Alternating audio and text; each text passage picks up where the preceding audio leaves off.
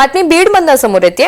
अजित पवार यांच्या राष्ट्रवादीचे नेते प्रकाश सोळंके यांनी माजलगाव मधल्या हिंसक आंदोलनावर खंत व्यक्त केली आहे। मी असं काय पाप केलेलं होतं ज्यामुळे माझं घर जाळण्यात आलं, असा सवाल सोळंके यांनी उपस्थित केलाय। ही आंदोलन करण्याची पद्धत आणि संस्कृती नाही, असं विधान सुद्धा त्यांनी केलंय।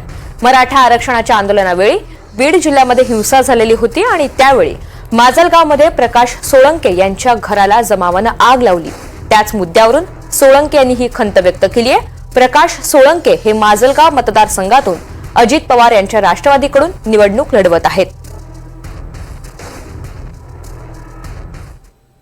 परंतु मी असं काय पाप केलं होतं, मी असं काय वक्तव्य केलं होतं की ज्याच्यामुळं माझं घर जाळलं गेलं, माझ्या भावाचं बीडमधनं घर जाळलं गेलं।